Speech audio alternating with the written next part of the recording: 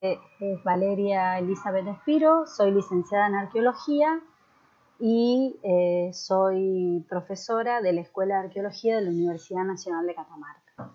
En esta ocasión les voy a hablar sobre la historia de la conservación y restauración.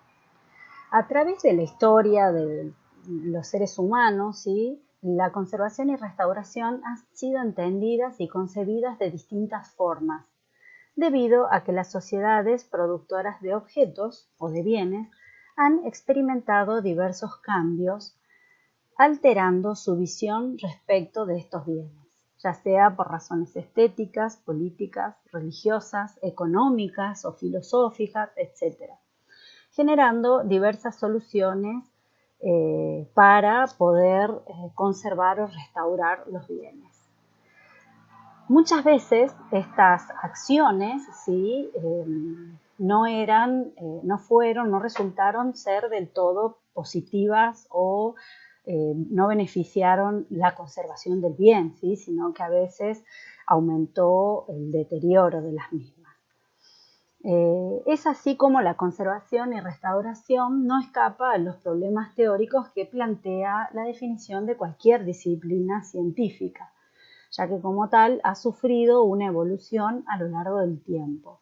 Así pues, y con objeto de clarificar algunos de estos problemas, concretamente al relacionado con el ámbito cronológico de esta disciplina, ¿sí?, comenzaremos por distinguir en su estudio dos grandes periodos. Uno que comienza desde la antigüedad, ¿sí?, o desde que los seres humanos comenzamos a manufacturar bienes, hasta finales del siglo XIX y que llamaremos periodo precientífico. Y otro que comienza desde finales, ¿sí?, del siglo XIX hasta nuestros días y que llamaremos periodo científico. Bueno, ahora bien, siempre en la bibliografía clásica, ¿sí?, o tradicional, se menciona como las primeras prácticas, ¿sí?, de conservación a las que buscaban solucionar el problema de la estabilidad y el deterioro físico en los materiales en torno a los rituales mortuorios, ¿sí?, a la conservación de los propios restos humanos, ¿sí? Al hablar de esto, el primer ejemplo, ¿sí?, o la primera sociedad que realizó estas prácticas de conservación sobre restos humanos fue la cultura chinchorro, ¿sí?, de aquí de América del Sur, la cual precede en tiempo a las grandes civilizaciones del viejo mundo, ¿sí? Pensemos en los sistemas de conservación de cuerpos de Egipto. Bueno, los de la cultura chinchorro son anteriores. Esta cultura desarrolló distintas técnicas para momificar en un acto ritual estético, donde la incorporación del barro era un elemento fundamental para la estabilidad del cuerpo, los cuales quedaban transformados en verdaderas esculturas, ¿sí?, asumiendo con este acto una voluntad de trascendencia, ¿sí?, para el ser que era momificado. Ahora bien, si nos queremos centrar en el estudio de los bienes culturales cerámicos, podemos ver también antecedentes sobre prácticas de restauración y conservación, ¿sí?, de bienes cerámicos por parte de los pueblos originarios locales, ¿sí?, de la provincia de Catamarca. No es un dato menor que los alfareros y otras personas, ¿sí?, que utilizaban las vasijas cerámicas o los bienes cerámicos realizaron intervenciones tendientes a lograr la perduración y rehabilitación de estos bienes cerámicos. En este sentido, ¿sí?, las arqueólogas Bárbara Balesta y Nora Zagorodny realizaron un registro, ¿sí?, de las operaciones técnicas identificadas en bienes cerámicos del estilo Ciénaga, ¿sí?, pertenecientes a la colección Muniz Barreto, alojada en el Museo de Ciencias Naturales de La Plata, y que proceden de las excavaciones que realizara Vladimiro Weiser en el territorio de nuestra provincia. Estas investigaciones registraron reparaciones, precocción y postcocción, ¿sí?, de las piezas, Realizaron también ellas pruebas experimentales para identificar las posibles herramientas y las causas de este deterioro, ¿sí? Un dato interesante es que si bien el conjunto de bienes cerámicos fue extraído de un contexto funerario, muchas de las vasijas cerámicas poseen marcas de uso en actividades cotidianas, ¿sí? Como la que estamos viendo aquí mismo, que es un típico vaso, ¿sí? Ciénaga, en donde podemos ver los orificios, ¿sí? Para coser o remendar las fracturas, ¿sí? En este caso también es un contenedor funerario, ¿sí? En donde se puede ver, ¿sí? Las perforaciones que realizaron para remendar, coser y poder seguir utilizando un bien. Estas operaciones técnicas descritas por Valesti y Zagorodny no son exclusivas de la cerámica ciénaga, ¿sí? Varios estilos de distintos momentos del pasado del noroeste argentino muestran, ¿sí? La intención de las personas que la usaban de evitar el deterioro y acciones de conservación y restauración para conservar estos bienes. En muchos casos perdurando en las esferas de interacción social domésticas o comunitarias, ¿sí? Por varias generaciones.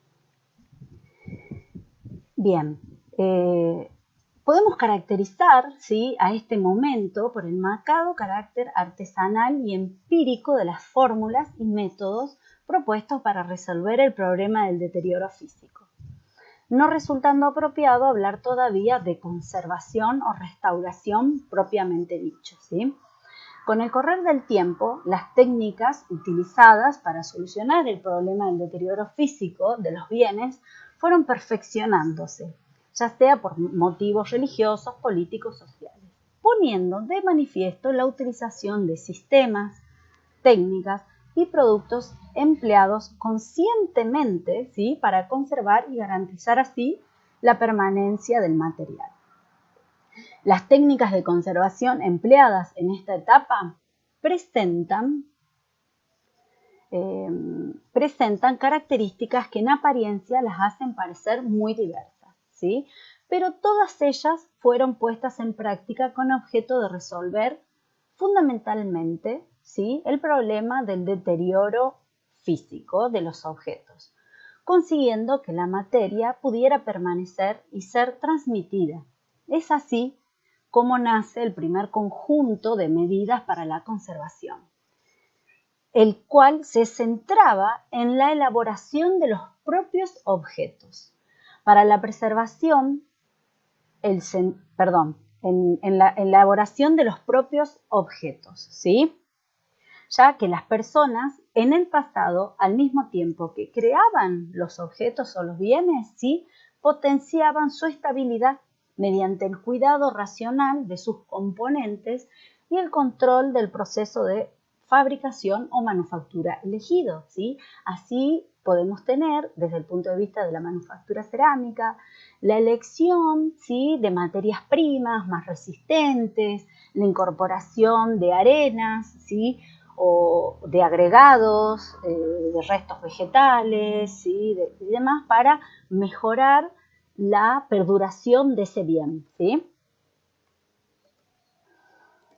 Bueno, una segunda aproximación en este periodo apuntaría al surgimiento de métodos, ¿sí? Como el que se registró a través de excavaciones arqueológicas en el templo de Eán en Uruk, ¿sí? En la Mesopotamia, que revelaron la existencia de un importante depósito documental, ¿sí? Debajo del templo de Eán, ¿sí?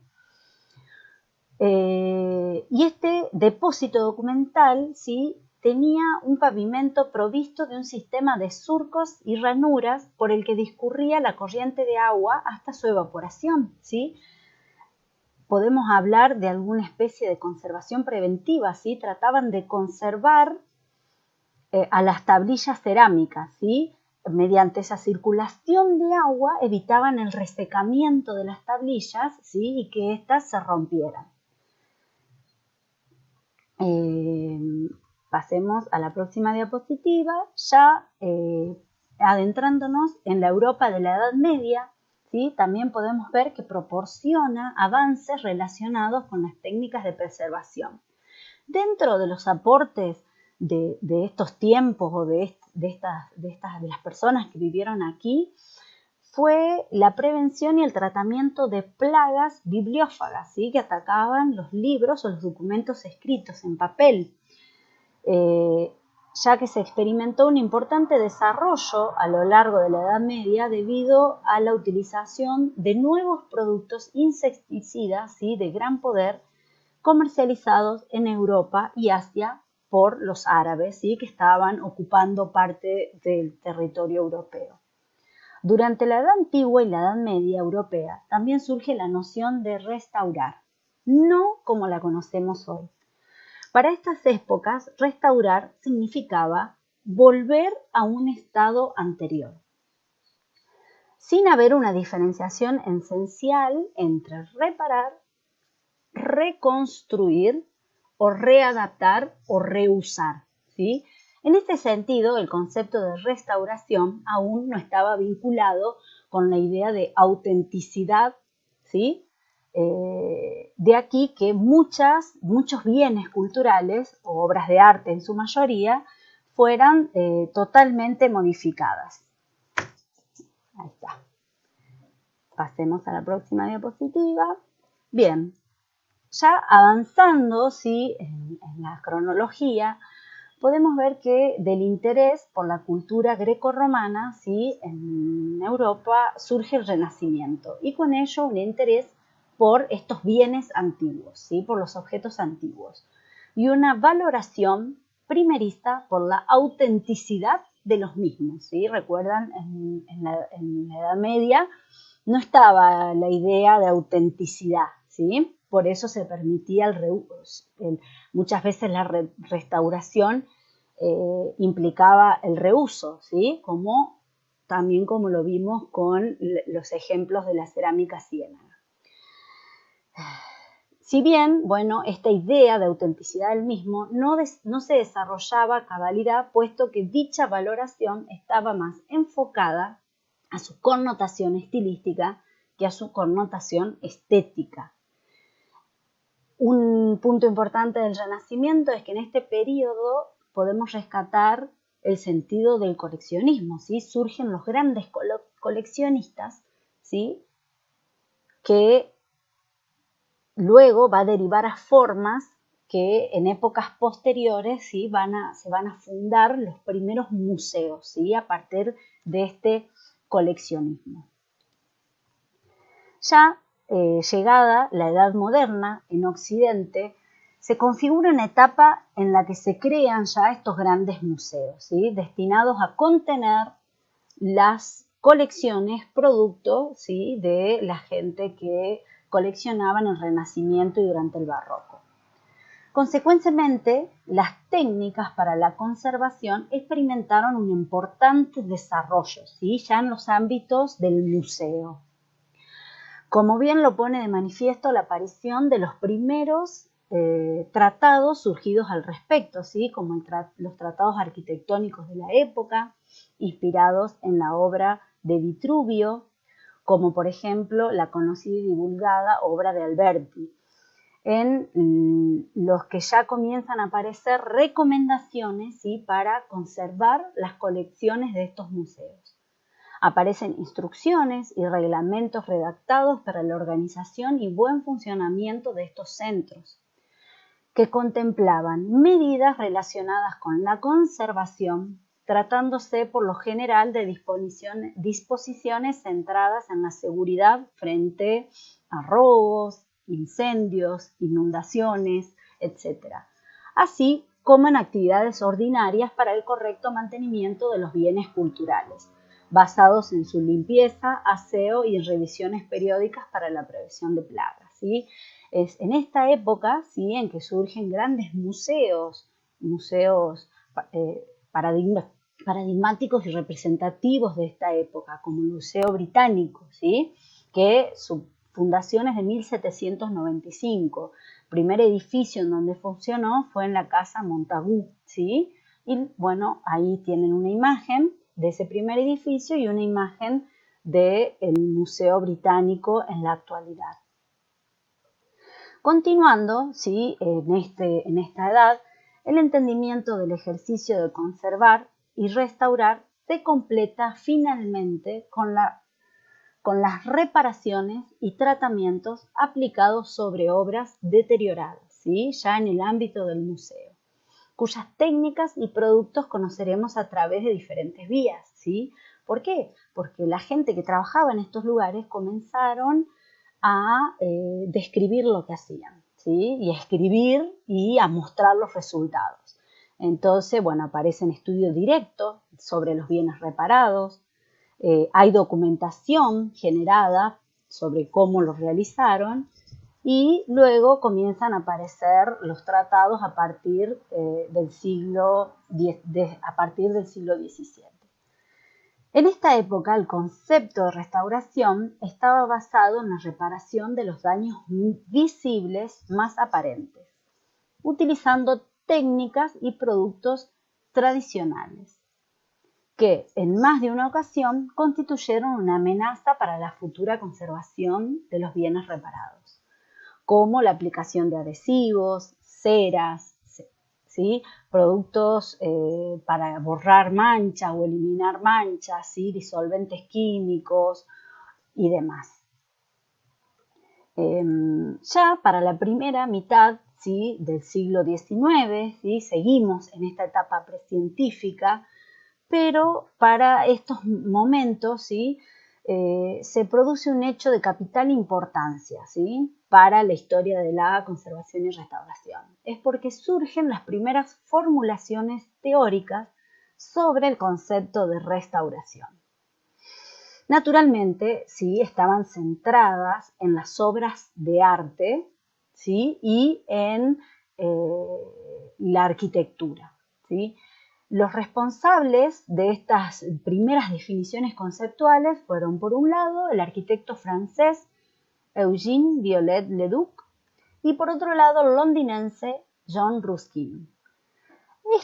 Estos arquitectos defendieron dos conceptos de restauración completamente antagónicos, ¿sí? Por un lado, el de la restauración estilística y por el otro, el de la restauración romántica, ¿sí? Eugène Viollet-le-Duc, ¿sí? defendía la restauración estilística, ¿sí?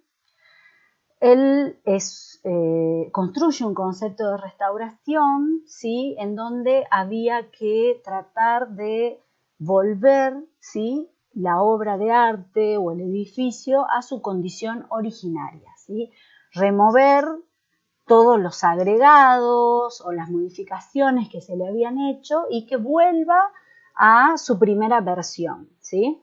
Por otro lado, Ruskin, con su restauración romántica, ¿sí? tiene una posición totalmente antagónica, ¿sí? Él dice que la arquitectura es un organismo vivo, ¿sí? que debe nacer, vivir y morir, y como todo ciclo de vida, ¿sí? no hay que alterar ni quitar nada, ¿sí? Él defiende la idea de la ruina, ¿sí? de conservar en ruinas una obra de arte o un bien, porque está contenido en esa ruina, ¿sí? toda la historia de vida del objeto. Siguiendo, ¿sí? A finales del siglo XVIII y a lo largo de todo el siglo XIX, se asiste a un importante y decisivo desarrollo de las técnicas de conservación, producido e incentivado por dos factores muy importantes, ¿sí? Primero, la introducción de tratamientos con reactivos químicos, ¿sí? para tratar los bienes, sobre todo las obras de arte, las pinturas, ¿sí? Y también el tratado de la documentación en archivos. Y segundo, el inicio de una incipiente literatura científica, por así decirlo, preocupada por el estudio de los agentes que causan, ¿sí? el deterioro físico y químico de los materiales. Las consecuencias de ambos factores propiciaron el hecho que viene siendo propuesto como el fundacional, ¿sí? de la conservación-restauración, como la obra que funda y que marca el nacimiento de la restauración y la conservación, que es la Conferencia Internacional sobre Conservación de Obras de Arte en la Abadía Suiza de Saint-Gally en 1898. ¿Qué conclusiones podemos brindarles sobre este periodo precientífico? Primero, que a lo largo de toda la historia y hasta finales, ¿sí?, del siglo XIX, la humanidad mostró una preocupación activa por conservar y para ello se utilizó diversos sistemas que ayudaron a recuperar el entendimiento de la conservación y restauración durante este periodo tan largo de tiempo. Dichos sistemas se centraron básicamente en la búsqueda de materiales permanentes para la propia elaboración de los objetos, la prevención de los agentes de deterioro más evidentes o visibles y el tratamiento directo de los bienes para reparar los daños visibles y reconstruir, ¿sí?, las partes perdidas. Naturalmente, la eficacia de las medidas desarrolladas, tanto para prevenir como para reparar el deterioro, hoy no pueden ser aceptadas, ¿sí?, como tal, al menos en la mayoría de los casos. Pues si bien es cierto que terminaron por resolver problemas puntuales y concretos, su uso generó asimismo problemas secundarios y a menudo irreversibles, ¿sí?, que terminaron por dañar el bien o provocar su extinción. Ahora bien, pasemos al segundo periodo, ¿sí?, o el periodo científico. Podemos subdividir este periodo en tres etapas sucesivas, ¿sí? Una primera etapa que iría desde finales del siglo XIX hasta 1930, una segunda etapa de 1931 hasta la década de los años 60 y una tercera etapa a partir de los años de 1970, ¿sí?, que llegaría hasta nuestros momentos. Para esta primera etapa, ahí está, me pasé, ahí está. Para esta primera etapa, ¿sí?,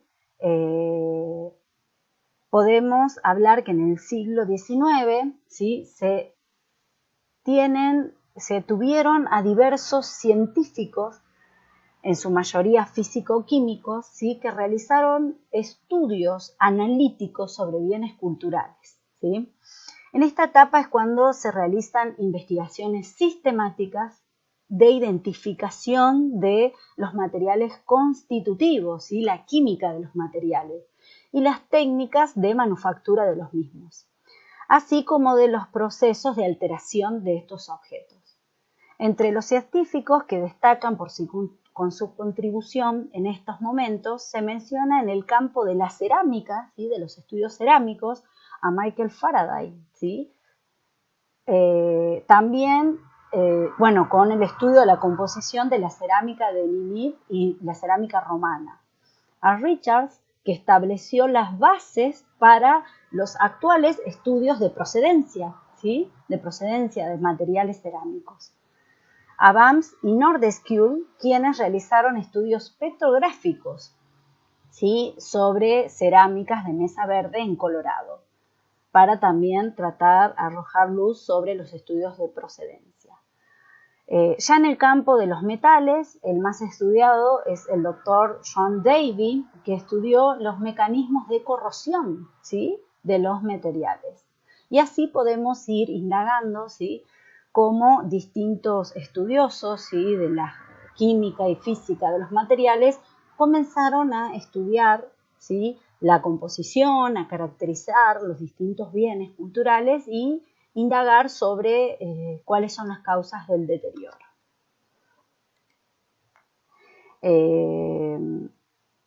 También, ¿sí?, dentro de este periodo, ¿sí?, podemos ver de que a partir de las consecuencias originadas luego de la Primera Guerra Mundial, se motivaron el inicio de líneas de investigación que en algunos casos podemos continuar o vemos que siguen activas en la actualidad.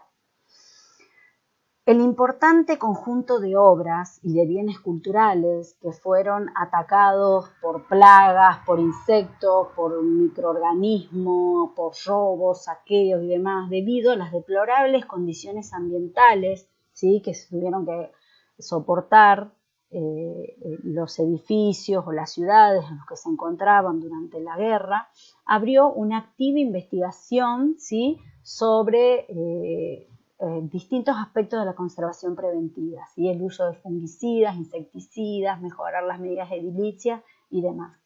Ya para 1929, frente a la necesidad de racionalizar estos tratamientos de conservación a través de una concepción científica de la restauración, se originó la fundación del primer instituto especializado en conservación y restauración, 1929.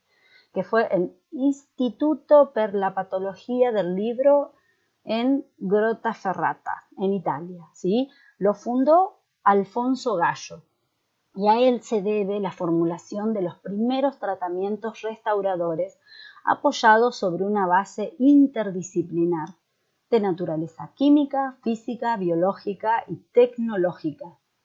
Y también Gallo, ¿sí?, introduce el concepto de patología de un bien cultural, es decir, la necesidad irrenunciable de llevar a cabo un diagnóstico del deterioro que presentan los bienes culturales, con objetos de elegir los medios más adecuados de prevención, ¿sí?, de estos agentes. Durante mucho tiempo, este instituto fue el único en el mundo dedicado a la conservación y restauración, ¿sí?, y sirvió de modelo para los que se abrieron en los otros países de Europa y del mundo.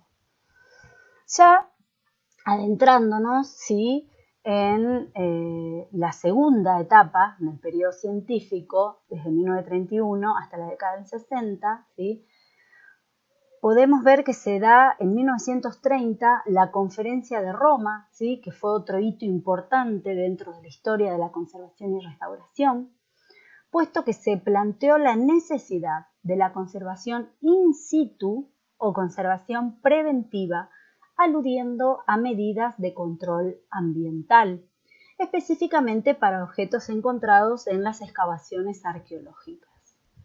Para 1931 es marcada, ¿sí?, como la fecha de publicación de la Carta de Restauro, ¿sí?, como consecuencia de la Conferencia Internacional de Atenas, ¿sí? Ya posterior, en 1939, se funda en Roma el Instituto Centrale per il Restauro, ¿sí?, que lo fundó Cesare Brandi, quien lo dirigió hasta 1960. La fundación de este instituto es emblemática, ¿sí?, por considerar que es el origen de las reflexiones modernas en torno al concepto de conservación y restauración. Dentro de esta etapa, ¿sí?, tenemos que el 16 de noviembre de 1945, ¿sí?, se funda la Organización de las Naciones Unidas para la Educación, la Ciencia y la Cultura, UNESCO, y con ello, bueno, el ICOM, el Instituto de la Conservación y Restauración de Bienes Culturales, ¿sí?, se hace el convenio para la protección de los bienes culturales, ¿sí?, en La Haya, y se sientan las bases institucionales y jurídicas, ¿sí?, para la conservación y restauración de bienes culturales, ¿sí?, que es importantísimo, porque sentándose las bases institucionales y jurídicas, ¿sí?, también se habilitan las líneas de financiamiento, de investigación, ¿sí? Y dentro de lo que hace a la restauración y conservación cerámica, podemos mencionar que en 1954 se publica el libro de la física devenida en arqueóloga, ¿sí?, Anne Shepard, que es Ceramic for the Archaeology. Este libro sienta la base de los estudios de los materiales cerámicos desde una perspectiva científica y analítica, ¿sí? Ya Adentrándonos en la última etapa y en la etapa actual, ¿sí? Podemos más adelante ¿sí? Vamos a indagar sobre todas las definiciones conceptuales y teóricas, pero podemos decir que la definición de la conservación y restauración de documentos se emprende y completa definitivamente, ¿sí? Se salen publicados, ¿sí? Los principios de conservación y restauración a nivel mundial.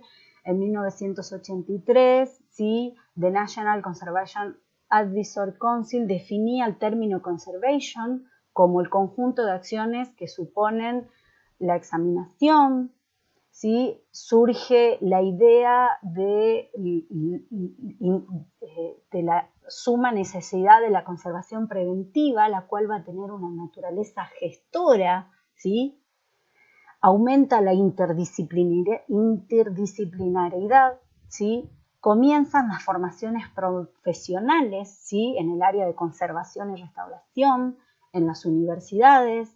Surgen verdaderos laboratorios de conservación y restauración, no solo en el ámbito de los museos, sino fuera de estos.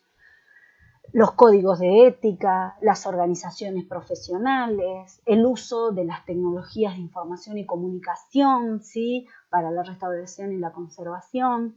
Y, por último, la relevancia social de la conservación y restauración, ¿sí?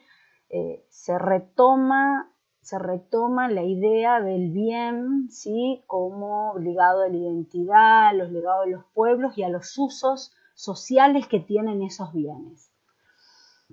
Y ya para finalizar, bueno, como conclusiones de este periodo científico, podemos caracterizarlo como un periodo con un rápido avance científico y tecnológico, un aumento de la interdisciplinariedad, un interés mundial sin precedentes por la conservación del patrimonio cultural y la gestión como parte inmanente de la conservación de los bienes culturales.